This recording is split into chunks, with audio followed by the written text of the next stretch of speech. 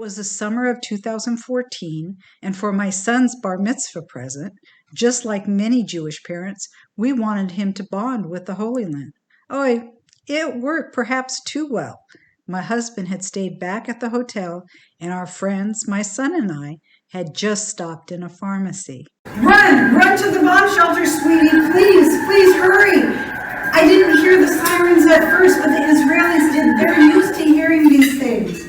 We ran to the back of the storeroom. It was a 12-foot by 24-foot windowless bomb shelter.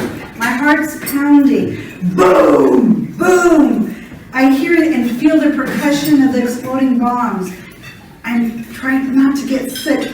I look at my 13-year-old son and I think I'll never forgive myself if something happens to him. That's an excerpt from a speech I gave to the Orange County Jewish Bar Association. It was the first, but not the last time we had to run to a bomb shelter. Our adventure and my transformation is also the subject of my book, Blasted from Complacency, A Journey from Terror to Transformation in Israel. There is no chapter in a parenting book on what to do when a war starts and you're on a family vacation. Think touring extraordinary and sacred sites mixed with cowering in bomb shelters. I'm still trying to get over the Jewish guilt of taking my son to war for his bar mitzvah present. The impact of being human targets helped me understand the plight of Israelis living like this, and it also made me want to work on peace. How Israel is often described on the news is not what I'd seen with my own eyes. And I felt Palestinian parents also preferred their children playing safely in their backyards. The missiles exploded just near enough to blow apart my world as I knew it, forever changing me. And you'd never recognize my life today with what it was like then. I believe I found my life's purpose.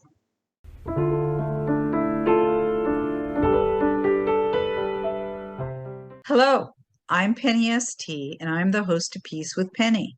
Today we'll be speaking with Gal Mosenson of the Nursery and Kindergarten School of Ein Bustan that operates in the field of bilingual and multicultural education according to the principles of Waldorf education. The founders of Ein Bustan share a vision of a society in which Jews and Arabs live together peacefully in equality and understanding. Amen. They believe in order to create this reality, there must be education that fosters true friendship, trust, and shared culture and language. An educational system that separates children by their religion and nationality fails to take into consideration the widening gap between two communities, which will take years to bridge and generations to mend. The kindergarten and growing community center are taught in both Hebrew and Arabic, and are based on traditional arts and crafts, holidays, and customs from Christian, Druze, Jewish, and Muslim traditions. Ein Bustan educates children from a diverse array of socio-economic, religious, and cultural backgrounds. The children come from Kiryat Tivon, a Jewish town, and the surrounding Bedouin Arab villages, Hilf and Bosmat Tab'un. The families and faculty of Ein Bustan believe that children deserve to grow up in an environment enriched with the religious and ethnic folklore and traditions surrounding them. Cross-pollinating humanistic and Waldorf approaches to education with a multicultural genre is a critical way to prepare children for the complex world in which they live. Gal Mosenson's association with Ein Bustan started in 2012 when her daughter went to school there, and has worked at Ein Bustan since 2014 and is in charge of fundraising and public relations. Her father also has volunteered at Ein Bustan for many years, and they like to say that their daughter graduated, but she and her father stayed in kindergarten. So on that note of dedication, let's begin. Welcome, Gal. Hi, hello. How would you describe Ein Bustan? I think you basically nailed it. You said it all. But basically, we look at Ein Bustan as an initiative for social change. It surrounds our nursery and our kindergarten, because we believe that the change needs to start with the children. But that we do it through bringing the social change happens when you bring the communities together, communities who don't have a lot of interactions with one another. And through these interactions, and especially when they start at an early age, you create the change, because when people get to know one another, there are less differences between us. Yeah, I think Rabbi Sachs says, the more that I get to meet the other, the more I realize we're the same. Exactly. So before we go further, I wanted to share a little clip, because I think it does a great job explaining about your school.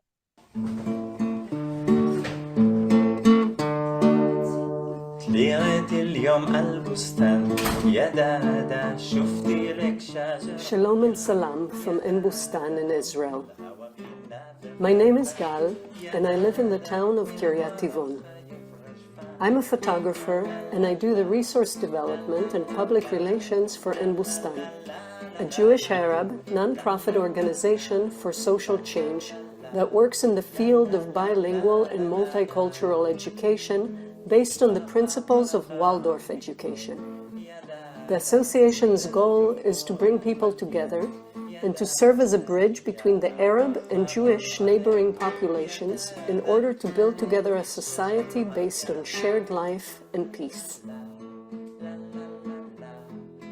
Our kindergarten and nursery are located in Hilf, a small Bedouin village near Kiryat Tivon. As is the Waldorf tradition, it is our goal to give the 45 children attending our kindergartens the opportunity to explore the world. They do so through spending time outside in nature, as well as indoors, with activities such as sewing, painting, crafts, eurythmia, and musical education, and most important, by just freely playing. In Ein Bustan, we speak both Hebrew and Arabic, celebrate both Jewish and Muslim holidays because we want to share and celebrate our different backgrounds with one another. We refer to ourselves as a community because there is much more to Ein Bustan than just the kindergartens, as we organize and encourage activities which are open also to the wider community and help bring together and promote dialogue and understanding between the Jewish and Arab neighboring communities. Activities such as ladies' nights, study groups, classes, listening circles, lectures, cultural events, and joint family activities like hikes, picnics, storytelling, and more. Your support helps us make all this a reality. As the families of Ein Bustan are also mixed in their financial capabilities, it is important for us to be able to offer scholarships for some of the children whose families are in need of financial aid. This is where your contribution to Ein Bustan goes. We're grateful for you, as your help allows us to keep our doors open for all who want to share this journey with us. Thank you, Toda Rabba, and Shukran.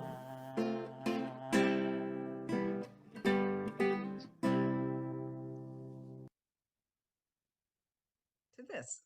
So, what is the history of the development of Ein Bustan?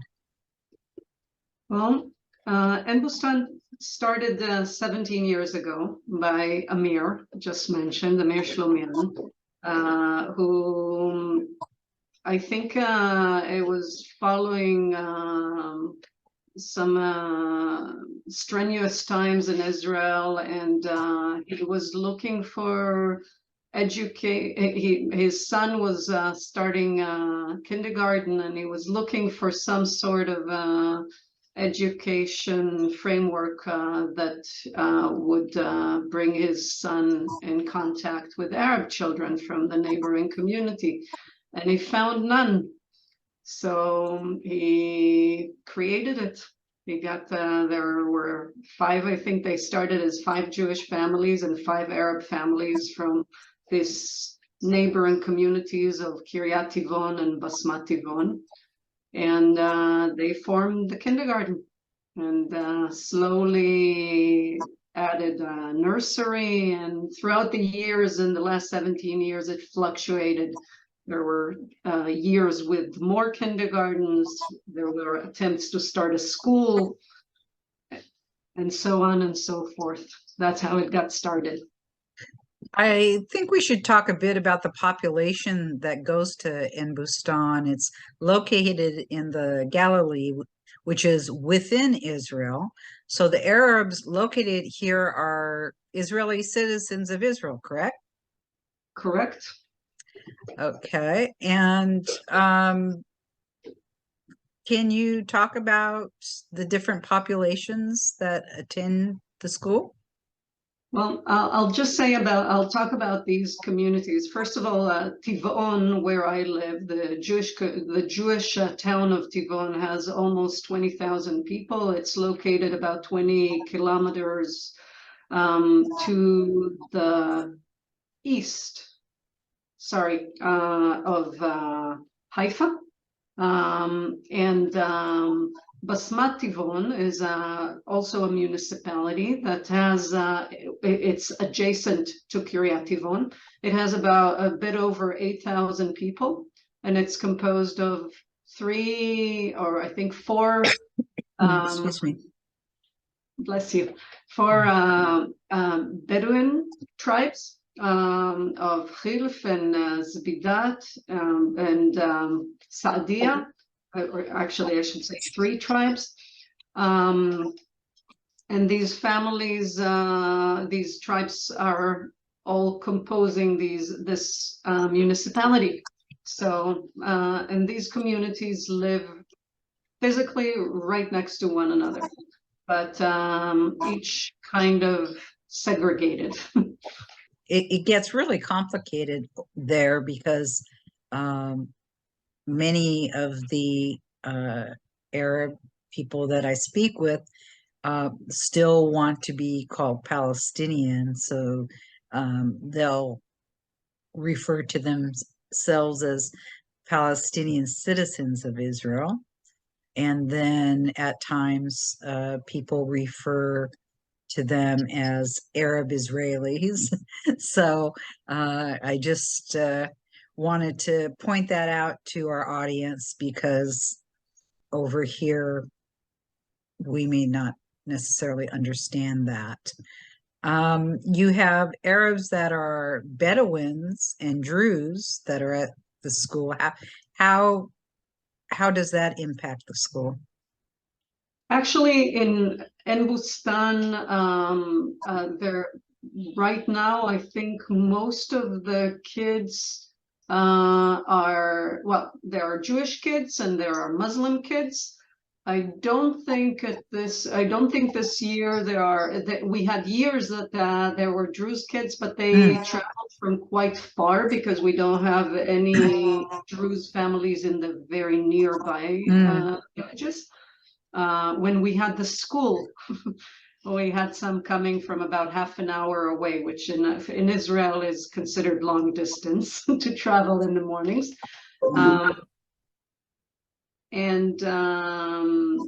I also don't think we have Christian children this year. So it's mostly Muslim children and Jewish children. The Bedouin community that lives here are Bedouins because originally they came from tribes that were more wandering tribes, but they've been pretty much located in one spot for many years now. So, and I think they're mostly Muslim.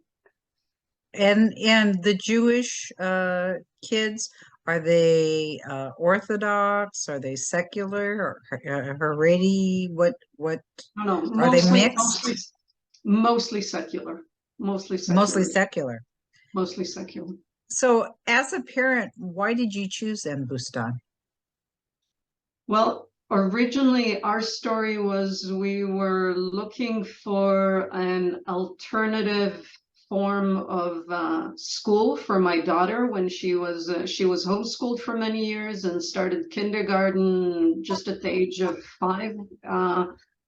And we were looking to do something that she asked of me. She wanted to prolong her childhood, and I wanted to give her a longer childhood.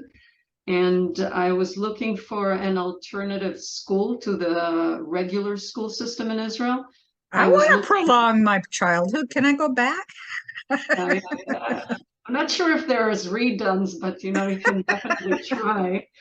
But I was looking at Waldorf education that was in our area, and a friend of mine was telling me about Ein Bustan because the Waldorf education that I knew of was just waiting lists.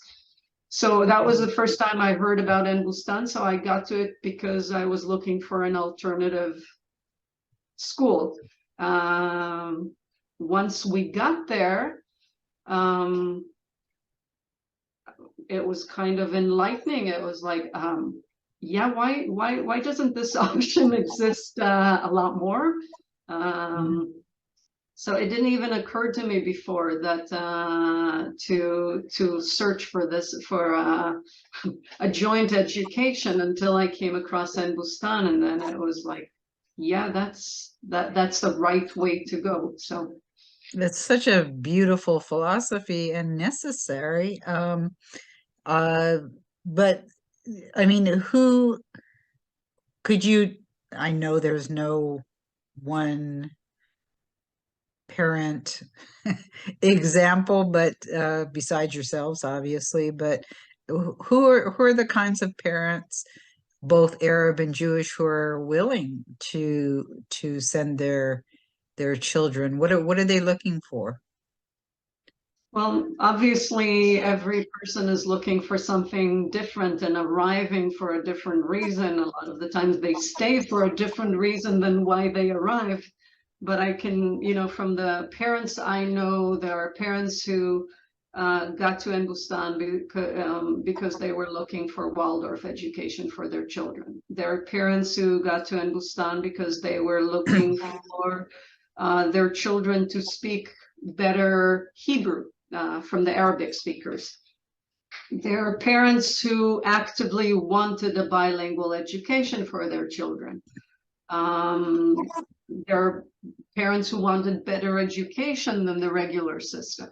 So it's different stories. So you have a nursery and you have a kindergarten. Why aren't there more grades in Ein Bustan? Not for lack of trying. We tried to start a school in previous years. I don't know what to tell you. I mean, I can only state the way I view this. I think for one thing, it's a bureaucratic hassle for the ministries, because it's people from different municipalities, from different backgrounds. It's not an easy it's probably a bureaucratic nightmare for them to do this. Also, the ground in Israel right now is not ripe for this, and to make this kind of a change, you need a lot of people who want to do it. You need finances to back you up. You need people who are politically, bureaucratically, financially capable to pull a change like this, and it needs a lot of energy put into it. And I hope one day we will have it and be able to make this expansion. It's definitely necessary. It's a beautiful thing, but it sounds like a miracle would be helpful too. The way things are right now. We will not turn down a miracle either. If you have any, we are happily. Yeah. There's a long line waiting for one of What I wanted to do next is to look a little closer at these beautiful classrooms that you have. So I really love your logo, and then we have these pictures. We see in the logo this friendship to me, and we see the kids. They're just so beautiful. But next, here we have kindergarten. So let's talk a little bit about this. What are we looking at here? Well, basically in the top picture, you see the kids lining up to wash their hands after playing in the yard before they go back in for the end of the day. Yeah. So I think they're in the mud or whatever, and they come in and they stand in line, wash their hands, then go into the kindergarten. The second one is outdoors activity. I think I've seen them say this is out. It's outside of the kindergarten, but not completely in the yard. I know before they go on a hike that they do once a week, they get together like this, or sometimes it's in the summer, it's eating popsicles. In the winter, sometimes they'll have a bit of a lunch break together. So I don't remember this particular circle, but usually it's yeah. How many kids are in the kindergarten? This year in the kindergarten we have 26 children. Yeah, but I mean, in general, is it about 25 to 30 kids? Yes. And how many Arabic speakers, and how many Hebrew? Well, in Israel, everyone who's a citizen is taught Hebrew, correct? Yes, but I don't know, like, yes, definitely from a certain age, from elementary school for sure. Right. Okay, so I guess a better way to say it, because it gets so complicated here, but about how many, is it 50-50 Arab children and Jewish children, or? Yes, yeah, I know I confused you. We found that it's really easiest for us to refer in the kindergartens to say Hebrew speakers and Arabic speakers, let's say native tongue, okay? Okay. Native tongue of Hebrew or Arabic. So because the Arabic speakers can be, Muslims, Christians, Druze, Right. so it's rather than say something else, that works. So the aspiration every year is to have 50-50, but in the kindergarten right now we are more like I think we're 2/3 to a third. We have 2/3 Hebrew speakers and a third Arabic speakers in our kindergarten. In the nursery it's 50-50, but a nursery has 15 children. Okay. And how many teachers are in the classroom to handle the two languages and all that? We have three teachers in the kindergarten on a daily basis, and 3 teachers in the nursery on a daily basis. The nursery, it's because they're much younger. Yeah. Kindergarten, because there's a bigger amount of kids. But there's always a mix of Arabic speaking teachers and Hebrew speaking teachers. Yeah. Do the teachers speak both Hebrew and Arabic? I can say that the Arabic speakers definitely speak Hebrew as well. The Hebrew speakers, a lot, I think, do not speak Arabic, but the curriculum they do know. They know how to sing the songs and in Arabic, to tell the stories in Arabic. They have basic Arabic, but not as fluent. Their Arabic is a lot more limited, whereas the Arabic speakers are a lot more fluent also in Hebrew. Do the parents volunteer in the classroom like they do in the US? I don't think quite as I don't think as much because I think you mentioned that in the US they like do classes or whatever. They are the parents take roles on a yearly basis, like they'll take roles in different holidays, in different celebrations, in preparing the kindergartens before the school year starts.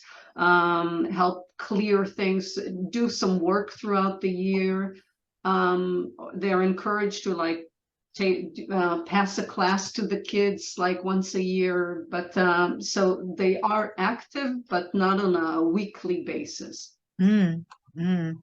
Yeah, the fond memories of being, helping, stuff like, helping with snacks and little things that so much fun to be with the little kids. So how is both Hebrew and Arabic taught in the classroom? Well, because we're talking about a nursery and a kindergarten, Right. It isn't taught. It's just spoken. Oh. The Arabic speaking teachers speak to the kids in Arabic. The Hebrew speakers speak in Hebrew. They don't translate, they'll just speak the language. And the kids understand, Do they ever get confused when, there's two languages floating around? I don't think so. I think it's pretty natural. Once you hear it from the beginning, it's it's quite clear. I love it, especially love it in the nursery because some of the kids, they start at the age of 1. So some of the kids come pre-language, and they just hear both, it's very natural then. Yeah. So cute. Okay, we have some more pictures from the kindergarten. Oh, I remember all these little circles.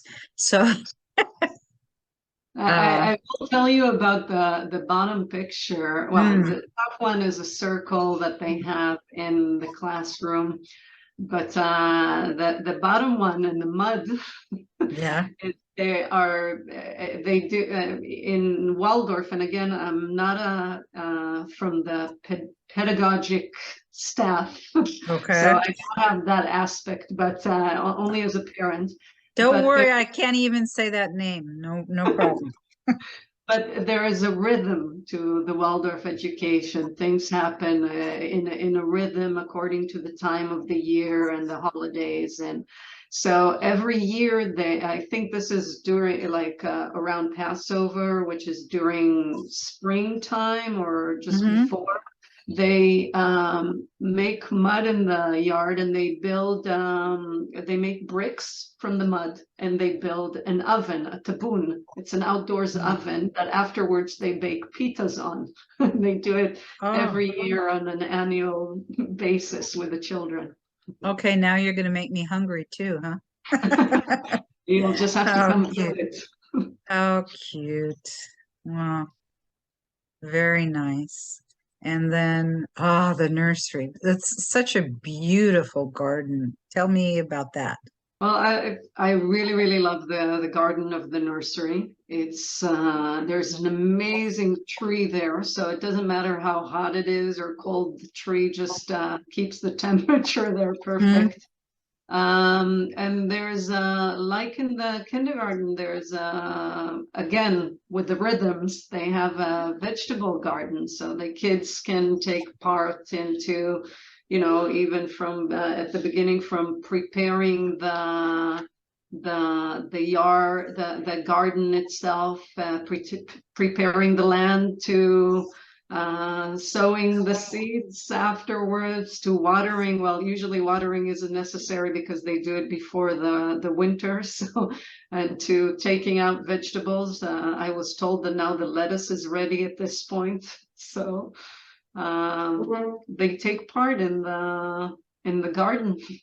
So Wow. I think this is an activity that they're having around it.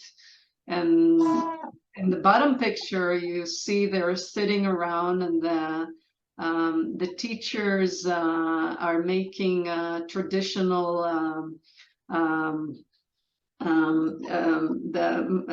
Bedouin. I don't know if it's Bedouin or just Muslim. It's called mangusha, which is like a pita, which is bread with za'atar, which is a herb.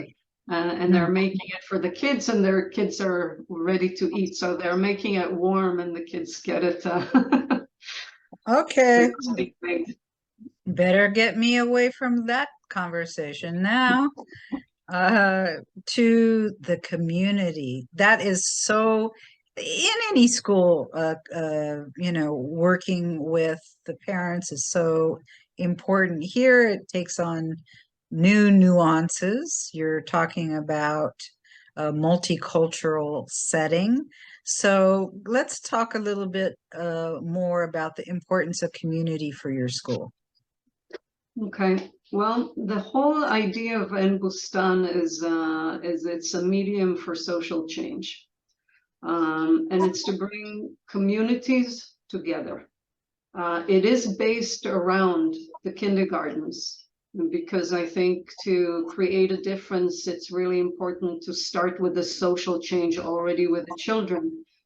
But through the children, and through the activity that already brings families together that otherwise would have not necessarily have any interaction, it brings them together around a social interaction that is really important around our children. And if I could interrupt, because it's really important for people to understand, although the Arab and Jewish population in Israel live right next to each other, far too often, it's mostly the case that they really don't socialize, and which obviously causes many, many issues in the communities. And do you want to talk a little bit about that? Because for instance, in the United States or other European countries, I mean, that's pretty foreign in terms of, I mean, there are obviously areas that people don't associate as much, but this is really more of a huge issue, and it's why often you hear the word apartheid. So can you talk about that? Well, I'll start. You said a lot of things, and my brain just went and had a lot of different thoughts about it. Right. I'll start by saying that, first of all, there are different areas in Israel. In the north, in the Galilee, a lot of our villages are very close to one another. In other areas in the center of Israel or whatever, there are people like in Tel Aviv who've never met an Arab.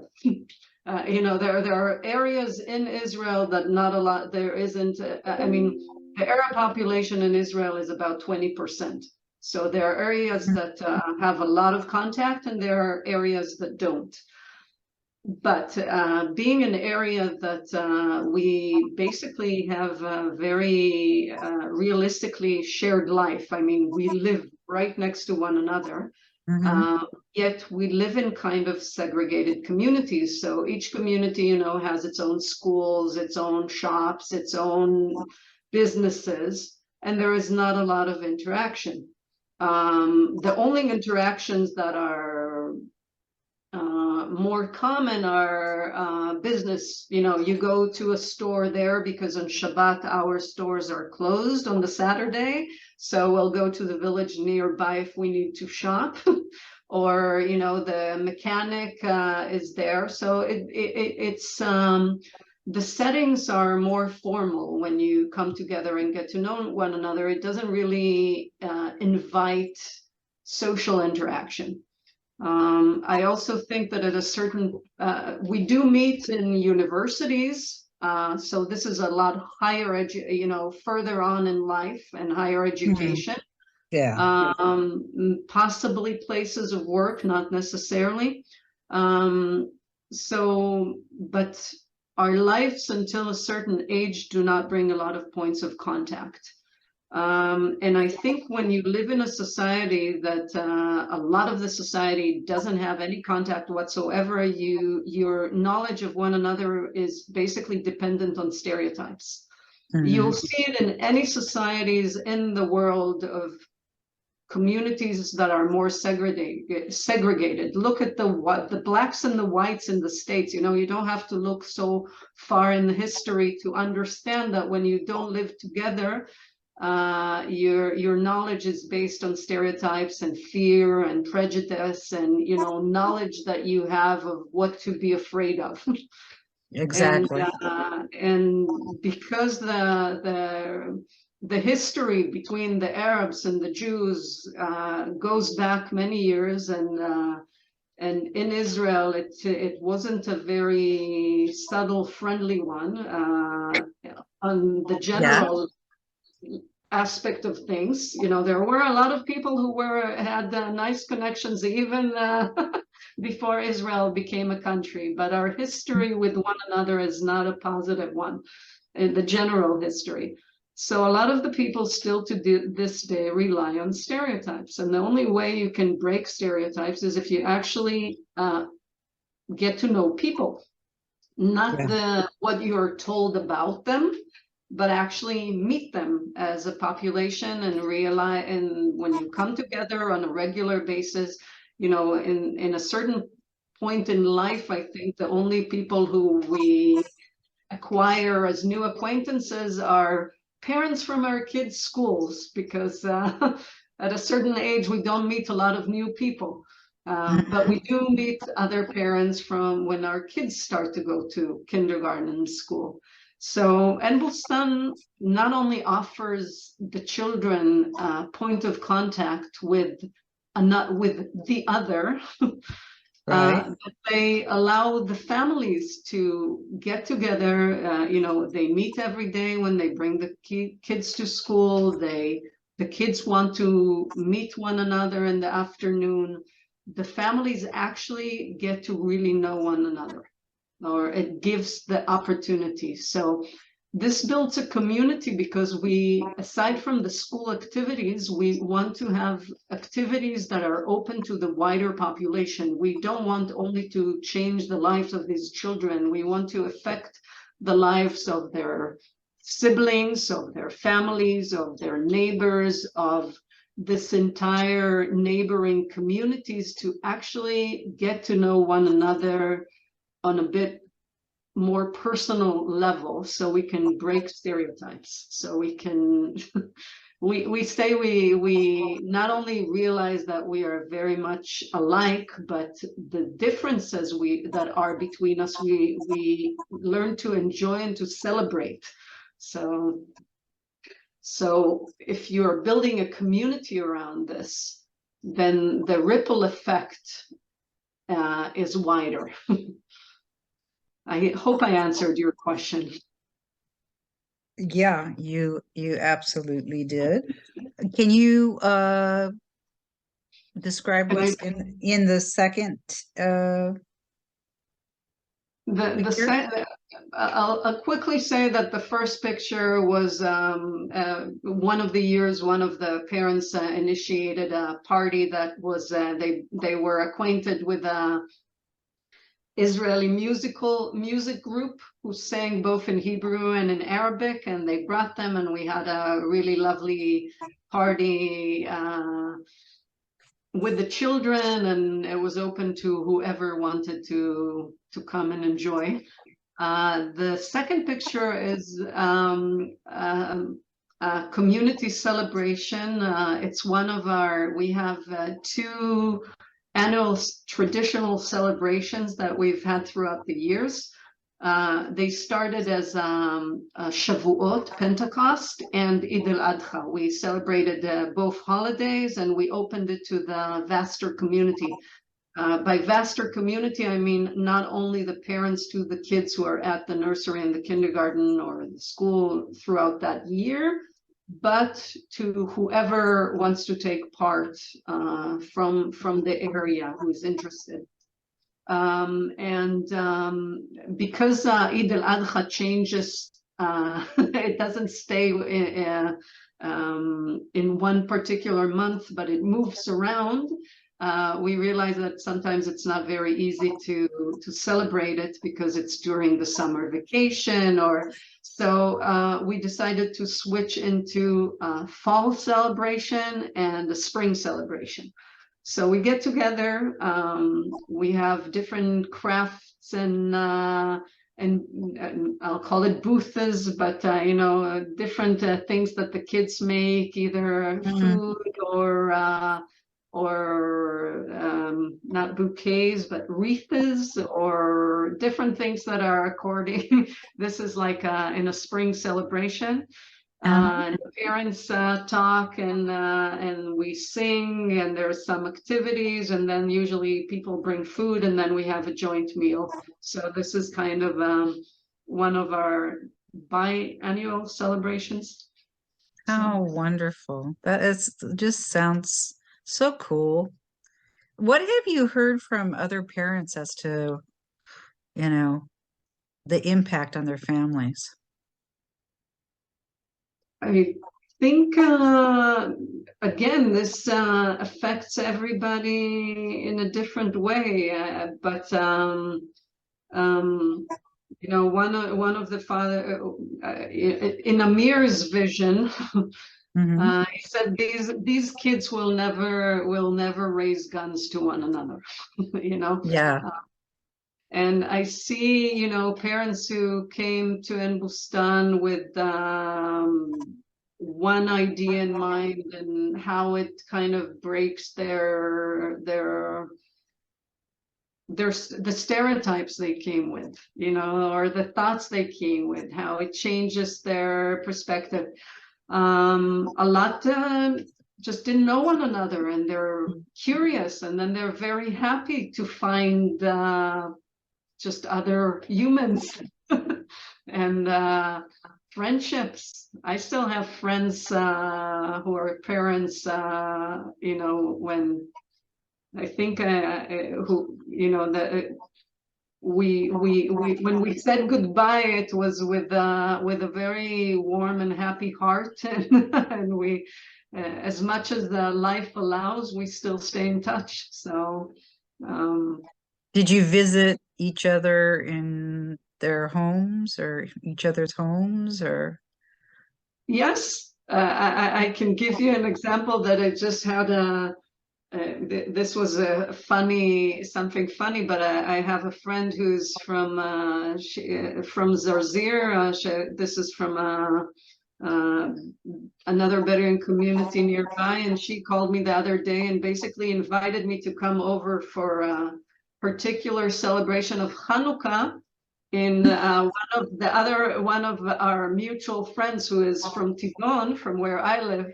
And I was joking that she was she was lazy to cook, so she invited me to a meal at his place. So we would visit one another. It was easier when the kids were young. Afterwards life took us in different directions. It's harder to get together, but definitely we would visit one another. We'd have meals at one another's house. Did anything surprise you, what you learned about the other? More, yes, but not. It was more what I learned about I learned some things that were very not positive about the school systems in the Arab communities that I had no idea. I just thought, yeah, since we're all under the same Ministry of Education, everything is kind of the same. And I was kind of stunned to hear that things that apply very rigidly, let's say in the school in my hometown, doesn't apply as rigidly in Arab school. I don't even want to go into it, but stuff that was like, oh my God, we live in the same country and yet we are raised on sometimes on different stories, different guidelines, and it's to a degree that is disturbing, even when the guidelines are dictated by the same organization. So yeah, I mean, I hear it all the time, unfortunately, that the Palestinian citizens of Israel or Arab Israelis, however they choose to call themselves, feel like second-class citizens as far as what services they get, even though they're in the same country. Which it's sorry, just to clarify, that's not exactly what I was talking about. It's more let me think about this.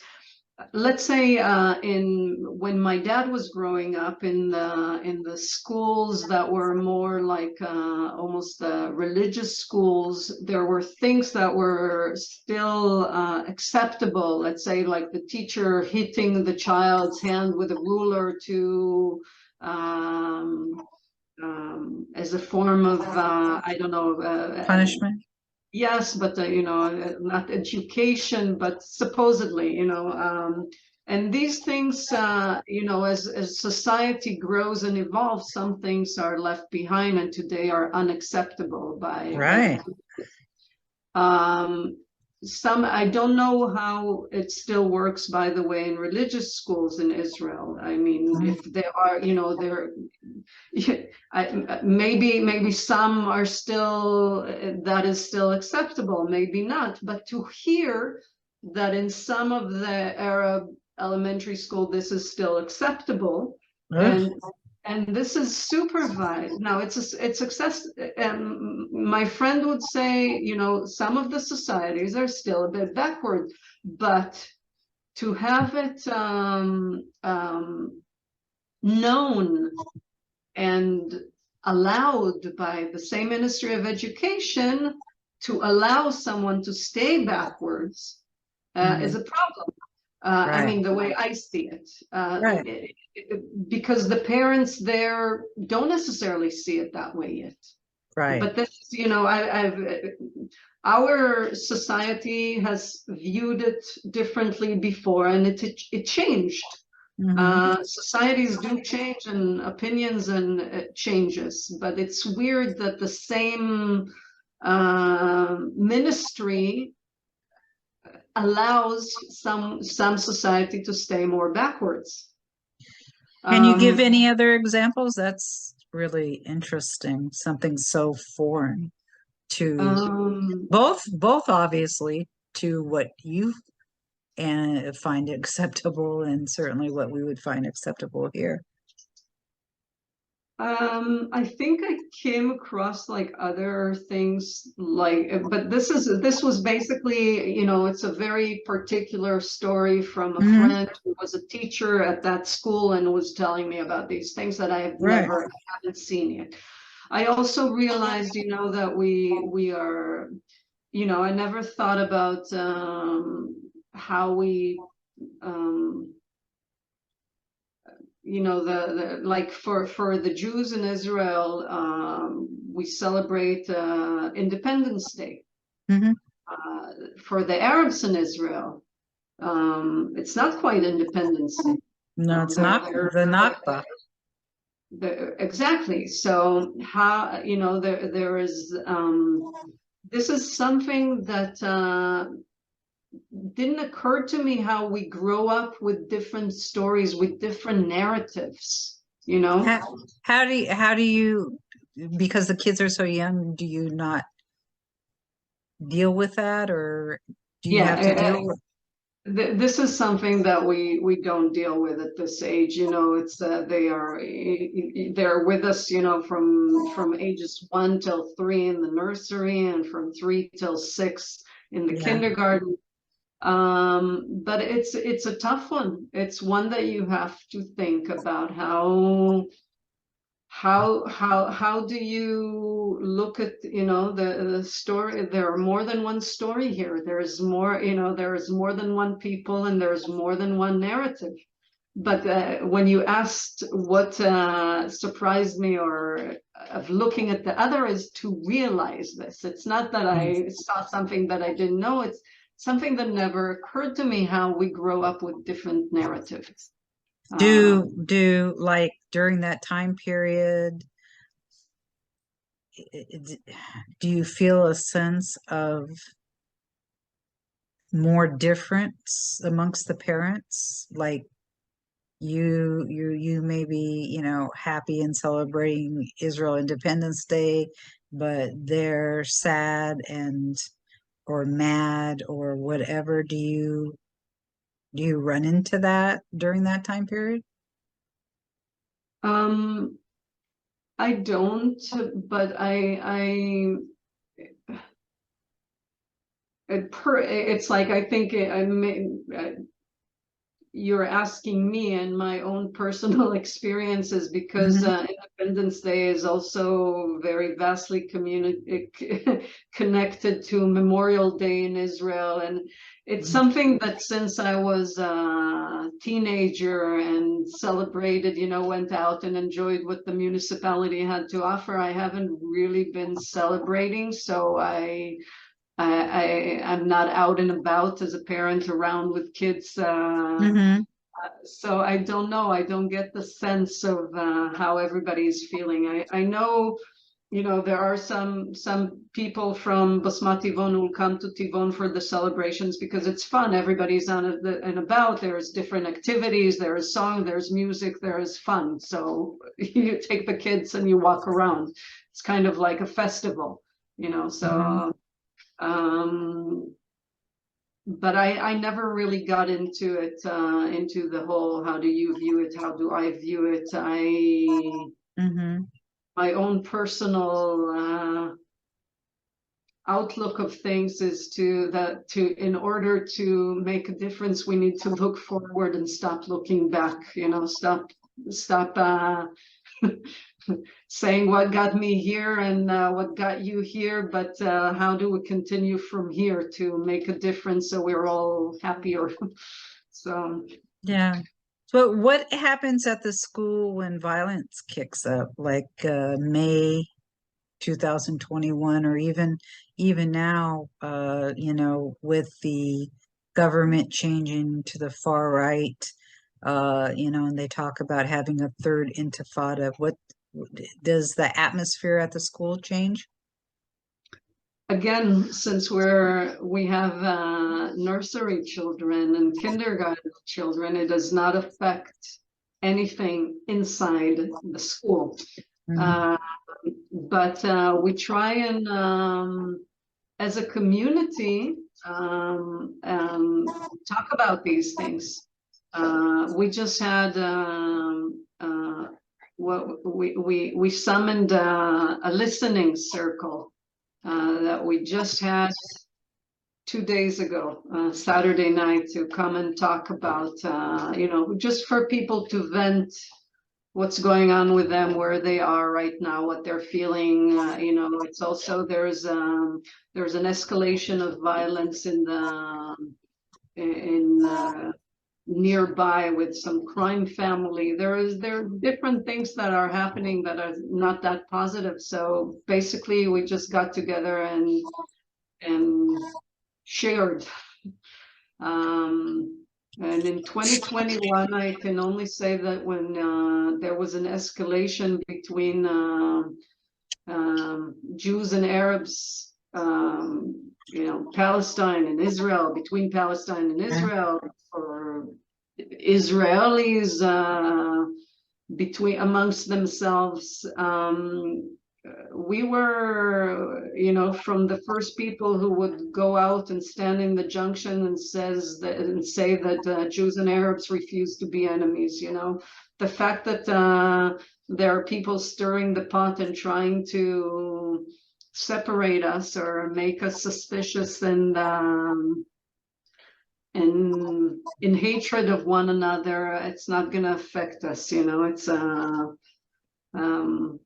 once you know one another, it doesn't work. It's not as effective to the divide and conquer. It's harder to divide. Yeah, it's so interesting, the impact of just speaking to one another, what it has on the two sides. It's sad on one end in that it doesn't happen more often, and then it's hopeful on the other end of what a positive impact it is when it does happen. So, how did COVID impact the school? I know everybody, COVID's been a thing. I'm sure it'll be studied for years about the psychology and people staying home and people staying isolated and all that stuff, and the kids who went remote and the impact on that. But anyway, how did COVID impact your school? I looked at this question and basically I wrote, ugh. Right, in so many ways, but there's so many ways that ugh could go. It affected us in a lot of ways, and it was, and it's still affecting us to this day. I guess we're suffering from long COVID. Yeah, long psychological COVID. Basically, I can say that it hurt us on quite a few levels. It hurt us financially quite a bit. We're still struggling to regain our financial stability that was really, really injured during that time for many reasons. So that's one aspect of it. The other aspect is it hurt the sense of the community. For when we're talking about over 2 years of not being able to come together, to meet one another, to have to get to know one another, to celebrate holidays together, to meet as a community. There are a lot of people who joined Ein Bustan within those years who didn't really get to experience the fact that they're joining something that goes beyond the kindergarten. Because even in the kindergarten, they would drop their kids off at school and take off because they couldn't enter the school, and the masks. And so we feel that to this day we have lasting effects from the fact that we lost the strength that we had as a community that knows what it's doing, where it's going, that has ideas of how to get there. We are now trying to both rebuild our financial stability and our core of a community with a stronger leadership. So all of this together, and Amir, who I've told you about, we lost him this last year to cancer. Yeah. And that was also kind of added to all these blows, because when you have a pillar who has a very strong sense of direction and can take a community with him, to lose someone like that exactly in the midst of this instability, it's another blow. So right now we're still trying to find our footing again. So this is where COVID got to us. We had a lot of nice things during it, when the kids were home. We had different projects that we did. I can tell you one project that I initiated and worked on with the administrative manager as we, during the time that everybody was in lockdown, we did a project called Pictures from the Windows. And I'd go to, I think there were 16 families that wanted to be involved. So I went and I took pictures of the families framed in their windows from outside. Can I ask you, Yes. what was locked down in Israel? Because here our experiences were different. So when you say during the period of lockdown, what is that? What was going on? Schools were closed. Okay. Everything was closed. You didn't leave your house. I think we were like 100 meters from our house was where, I'm sorry, I'm not going to translate it to feet and yards, but Right. basically not, you could go out with a dog in the backyard for a little bit further than that, and that's it.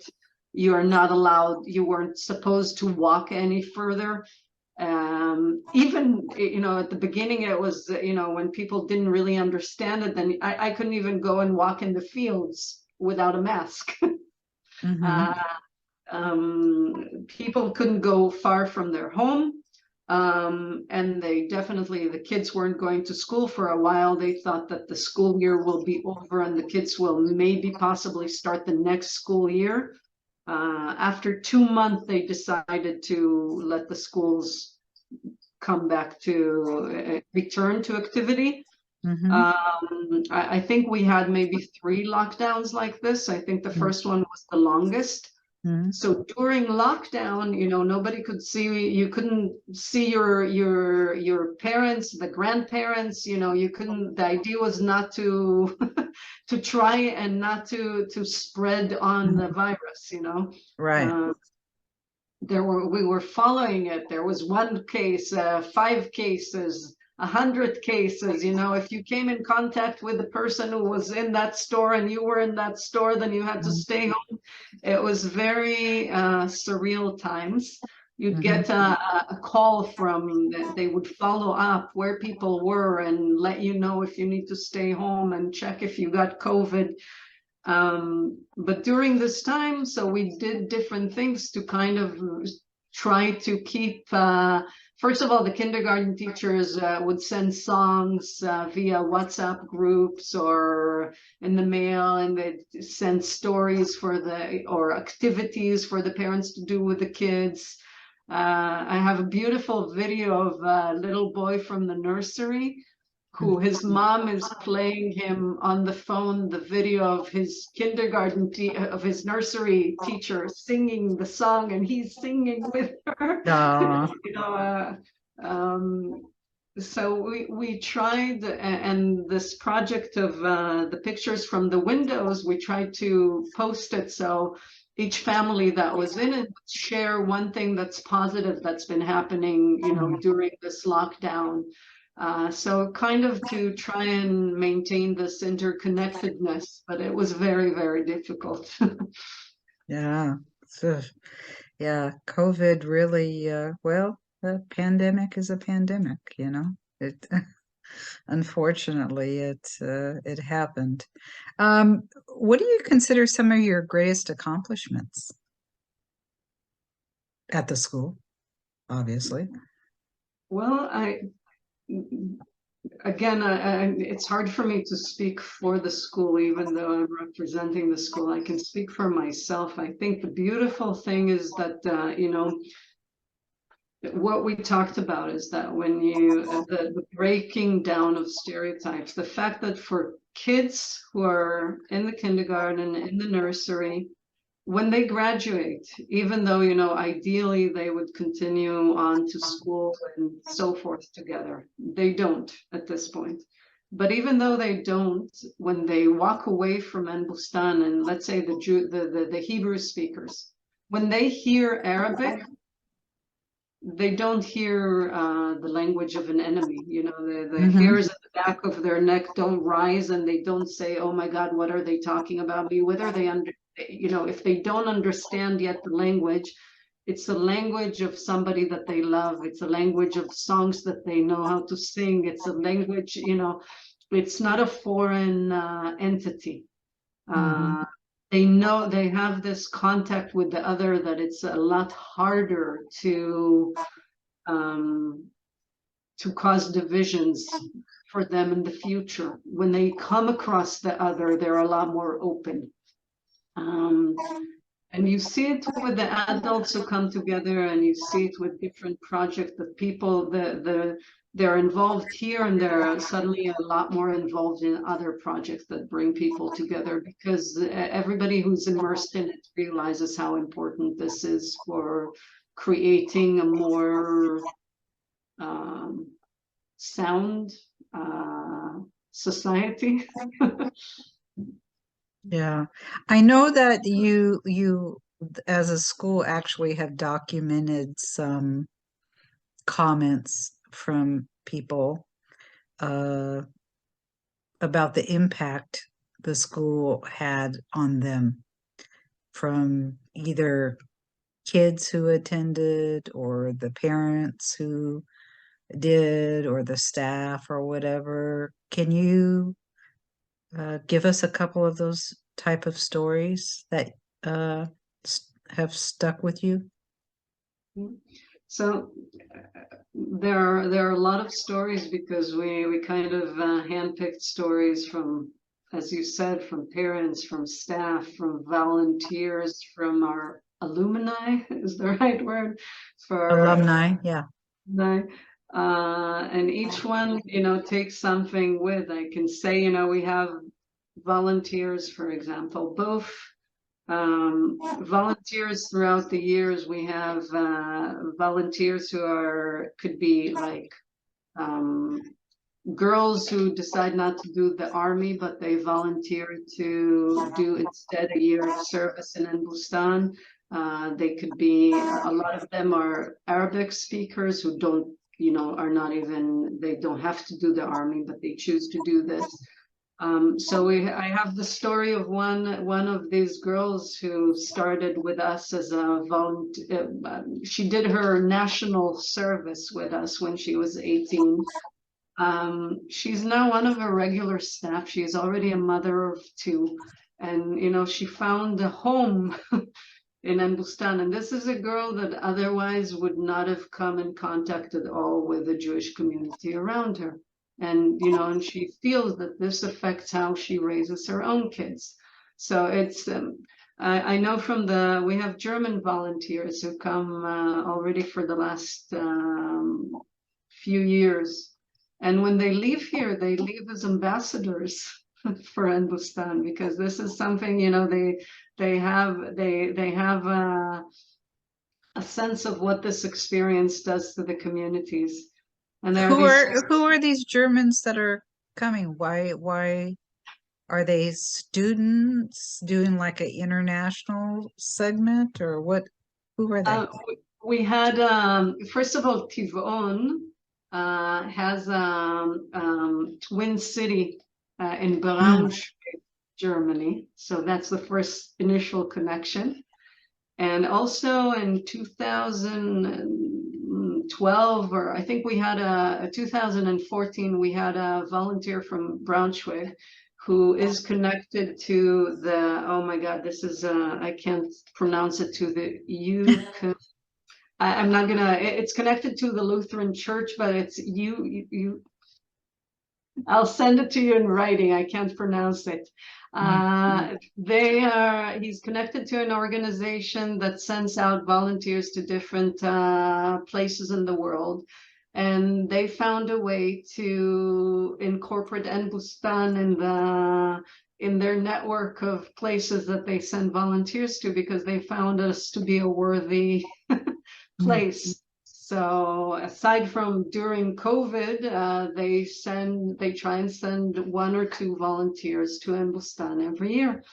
And I think they are like after high school, but before starting college and or different studies with them. I don't really know how to tell you this history, but they arrive every year, and it's a beautiful experience all around, both for our children and for these more grown-up children. They come back with an experience. But the stories from our graduates is I had 2 girls write to me. They're Arabic speakers, and they said that they have friends that they're still in contact with, and that they got the gift of language that helped them a lot throughout the years. There are other, there are a lot of different stories that are how people feel that their hearts have opened. Do you know how many kids have gone through the school at this point? I think we tried to calculate this. It's a little bit difficult because some kids continue with us for years. So I originally I thought, oh well, just do an average of this much times 17 years. But then I realized it doesn't really work that way when some kids stay in the system for 5 years. Or so. So we believe a few hundred kids, maybe 300, maybe more, maybe less, somewhere about then. Yeah. That's my guess. Okay, well, thanks so much, Gal.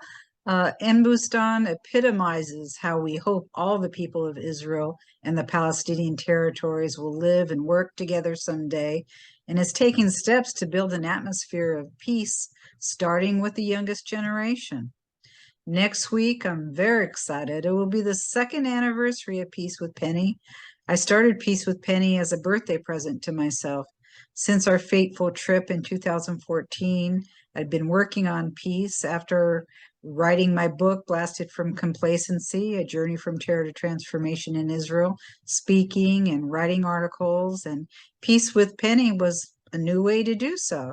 It was actually Jean Houston's idea, who is a world-renowned teacher, author of nearly 30 books, and she works on the cutting edge, realizing the fullness of human potential. She also has worked with agencies of the United Nations, NASA, and many others. Jean's also my teacher, and I had my first class with her a month before our trip to Israel called Finding Your Life's Purpose, and I believe I did. I've had 9 classes with her at this point, and I'm grateful to her for her advice and belief that the universe will dream a bigger dream for us than we can imagine. So here we are 2 years and 75 episodes later, and I feel blessed to have met such incredible people working together on peace. There are so many peace organizations of Israelis and Palestinians, but you never think so by listening to the news. Yet, week after week on Peace with Penny, we show you that there are many people who work on peace between the two peoples every day. We'll have a special episode of Peace with Penny to celebrate our anniversary on January 24th. We hope you'll join us, and for now, we pray that everyone will someday live in peace, shalom, and salam.